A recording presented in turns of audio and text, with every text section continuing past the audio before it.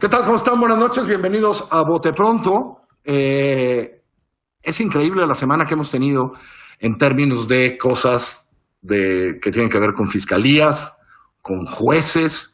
De repente estamos poniendo ahí la mirada, ¿no? En pocas palabras, primero lo que pasó con Emilio Lozoya, y eso vamos a tratar de explicar hoy qué puede ser lo que esté pasando y lo que pase después. Y después un poco esta bronca entre la fiscalía y una juez que le suelta a uno de los recientemente capturados por el caso Ayotzinapa. Como todos los jueves está conmigo Nacho Marván. Nacho, ¿cómo estás? Buenas noches a todos. Y está Javier Cruz, Javier Angulo, que ¿hace cuánto eres el director de la clínica allá en el CIDE? Ya, como hace unos 10 años, Carlos. Como 10 años. Pero, a ver, yo quiero empezar con esto y luego le doy la palabra a Nacho. Emilio Lozoya hace un acuerdo en donde básicamente lo que nos anuncia el fiscal Gertz es va a colaborar con los dos causas que tenemos. Una, Odebrecht, y la segunda es la compra de agronitrogenados. De repente todo el mundo se vuelve loco y dice, ya viene a echarle la culpa a Peña, al Papa, a todo mundo, etcétera. Porque esta es una figura que aunque no se ha usado mucho y públicamente no se ha usado mucho en México. Recuerdo tal vez la última fue la de Oceánica, se llamaba, o una cosa así, con Amado Yáñez, creo, ¿no? La de las mandarinas, ¿no? Explícanos, ¿qué es esta figura, Javier? Yo por ahí empezaría, para que quede claro. A ver, esta figura se conoce como juicio abreviado y lo que consiste es que la persona acepta su responsabilidad o participación en el hecho acá y además genera pruebas en contra de otras personas. Entonces esto tiene dos efectos. Uno, le ahorra al Estado el juicio, nos ahorra impuestos para investigación, etcétera. Colabora con la justicia para poder generar la responsabilidad de otras personas en términos penales.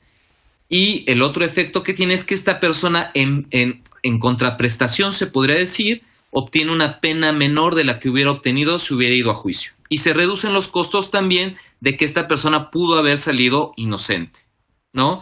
Y esta figura es muy usada en Estados Unidos, o sea, es muy común. Aquí también en México se usa bastante, no en casos tan de alto perfil, pero es lo que supone es un gana-gana. Alguien no se arriesga una sentencia condenatoria, la fiscalía no se arriesga una sentencia absolutoria, una persona obtiene una menor sentencia, pero a cambio le tienen que entregar información valiosa a la Procuraduría para que existan los incentivos correctos. Última pregunta antes de darle la palabra a Nacho. Si ya aceptó no pelear la extradición y ya anunció públicamente el fiscal, ¿quiere decir que los términos del acuerdo ya deben estar suficientemente establecidos? ¿Imaginas? Es decir, ¿qué voy a dar en términos de colaboración y qué sentencia vas a recomendar con el juez?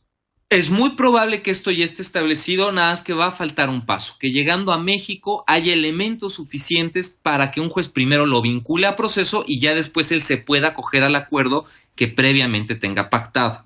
Entonces todavía va a haber un plazo previo, pero esto debe estar ya muy cuadrado. Muy planchado. Nacho. A ver, yo creo que vale la pena señalar un poco, poner lo que nos está explicando Javier en su contexto. Primero, la otra opción sería un juicio ordinario, en donde sí, está la dificultad de la investigación y todo, pero dado el caso, digamos, y la importancia y la complejidad del caso, un juicio ordinario te llevaría a la posibilidad mucho más profunda de investigar, como en otros casos del mundo, una red de corrupción. De alguna manera, el procedimiento abreviado, si bien implica colaboración, que tiene que ser información importante y eficaz, eso quiere decir fundamentalmente, si estoy mal me corriges, Javier, es que acuses a los de arriba, o sea, acuses, digamos, a tus superiores jerárquicos, no nada más a la gente que te seguía y demás. Entonces tiene que ser importante y eficaz para algunos otros casos, pero acota muchísimo la investigación. Y segundo, también creo que debe quedar bien claro que el procedimiento abreviado es solicitud del fiscal, no es opción del acusado, si solicitarla, si no es el fiscal, es decir, Gers Manero, el que la debe solicitar. Javier, aparte de esto, dice Nacho, puede haber también un acuerdo en términos de que si hubo corrupción, algo de devolución de dinero, por ejemplo. De hecho, es uno de los requisitos para que proceda el abreviado, que es que exista la reparación del daño. Ahora, la última vez que la Procuraduría General de la República, la extinta Procuraduría General de la República, pactó una reparación del daño en un abreviado fue en el caso de Javier Duarte y pactó una reparación del daño de 68,000 pesos. Esperemos que esta vez sea mucho más afortunada la actuación de hoy la Fiscalía General de la República. Sobre todo por el tamaño de lo que se le acusa, ¿no? Que se habla de muchísimos millones y millones y millones de dólares, ¿no? Sí, exacto, ¿no? Cientos de millones de dólares es el monto de las operaciones, y yo creo que si haces cuentas de lo que se lleva él en sobornos, estamos hablando hipotéticamente pues de unos 20 millones de dólares, cuando menos, o algo así, ¿no? Sí, y ahí están las investigaciones y los depósitos. Estamos a la mitad del programa, me quiero pasar a la otra parte. Hoy nos anuncia, desde ayer estaba medio anunciado, pero hoy nos anuncia el Gobierno de México y el Consejo de la Judicatura, la Fiscalía dice, que ha presentado, que quiere investigar a una jueza que ayer apenas, digamos, o antier, hace unas horas, no vinculó a proceso a quien se le conoce como el Mochomo, un Covarrubias, supuestamente o presuntamente uno de los autores intelectuales del homicidio o la desaparición de los 43 de Ayotzinapa. Mi primera pregunta, Javier, es, ¿esto es normal que porque una juez no le dé la razón a la Fiscalía, el Consejo de la Judicatura y la Fiscalía digan, hubo tranza? Bueno, lo dijo el presidente, dice, tenemos un informe de que hubo dinero de por medio. ¿Es normal? No, a ver, esto no es regular, no es que tengamos muchos antecedentes en tiempos recientes, ¿no? Lo normal sí es una crítica de la Fiscalía General, pero el trazo natural de lo que debió haber sucedido es que debió haber apelado a la Fiscalía General de la República la decisión para obtener, si no le parecía en términos jurídicos. No es normal porque lo que suena y lo que parece, lo que huele es una intimidación en contra de la juez, ¿no? A eso me parece regular no es. O sea, siempre hay queja cuando los jueces no vinculan a proceso, pero lo natural es apelar la resolución, no utilizar herramientas de investigación ahora contra la juez. Esto no se lo puedo preguntar a Javier porque lidia con jueces y fiscalías, Nacho, pero a ti sí. O sea, para nuestras fiscalías que no saben investigar y les cuesta trabajo armar casos, qué rápido, según ellos, se enteraron de que había recibido dinero la juez, ¿no? En 24 horas, ¿no? Eso sí lo investigaron, ¿no? No, es rapidito, ¿no? ¿Cómo la ves tú, Nacho? De como lo estás planteando, me llama la atención de que, según te oí, entra también el Consejo de la Judicatura, o sea, no es nada más, entonces está más complicado. Yo sí creo que es absolutamente extraordinario que actúen, digamos, con esa velocidad y ni siquiera digamos, vamos a ver si hubo, sino que digan que hubo, pero con la gran omisión de no decirnos qué pasó. Entonces sí está raro, y creo que en cierta medida, pues esta juez en buena medida pues fue la gota que derramó el vaso, porque tenemos cada vez más casos. Eso desespera no solo al fiscal, sino tiene muy desesperado particularmente al presidente de la República, y pues el caso se aceleró, digamos, dadas las circunstancias seguramente, ¿no? Sí, porque además veníamos de una semana, Javier, muy rara, porque algo similar había pasado en Guanajuato, ¿no? Cuando también una juez libera a los familiares de al que llamamos el marro, ¿no? Y también se arma un lío entre Fiscalía Estatal, Fiscalía General, etcétera, etcétera. ¿Sientes que hay una nueva presión sobre los jueces? ¿Que ha pasado, que se le está poniendo una presión muy fuerte a los jueces últimamente? A ver, siempre había existido una presión y esta sensación o sea, siempre el Ministerio Público le aventaba la pelota al juez, ¿no?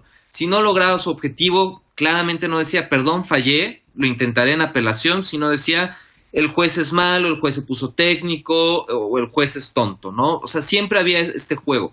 Pero también la sociedad ha ayudado un poco. O sea, la sociedad ha ejercido también mucha presión sobre los jueces, y la palabra parece que tecnicismo jurídico parece que nos diera horror y repelús, ¿no?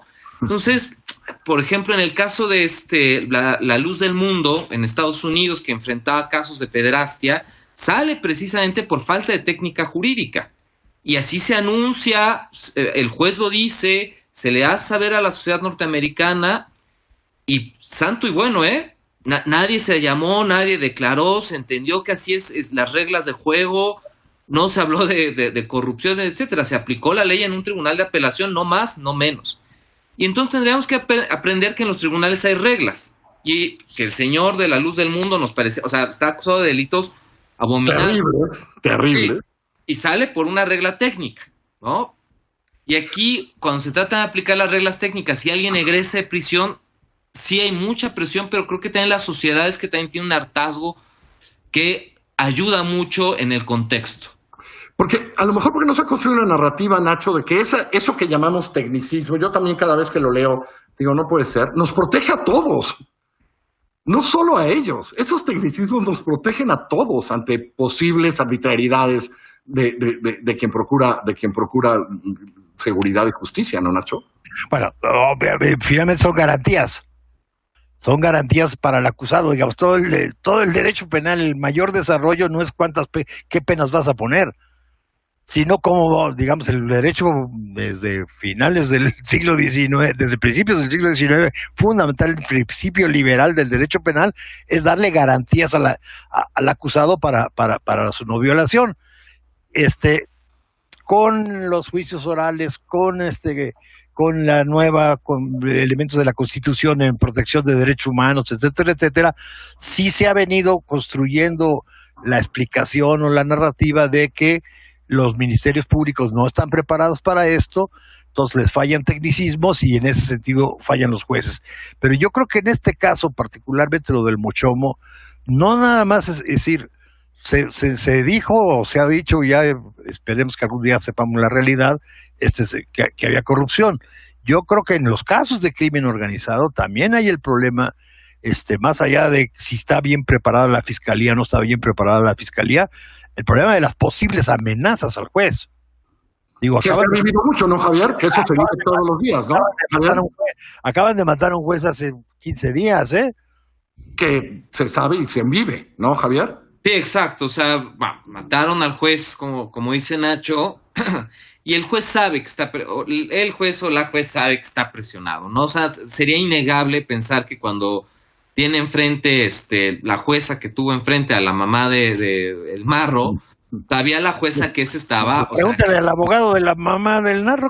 Exactamente, el abogado de la mamá del Narro, ¿no? Está complicado. Está complicado, son momentos complicados. Gracias, Javier. Creo que se entendieron muchas cosas hoy. Gracias, Nacho. Que les vaya muy bien. Se nos acabó el tiempo. Buenas noches a todos. Buenas noches. Buenas noches.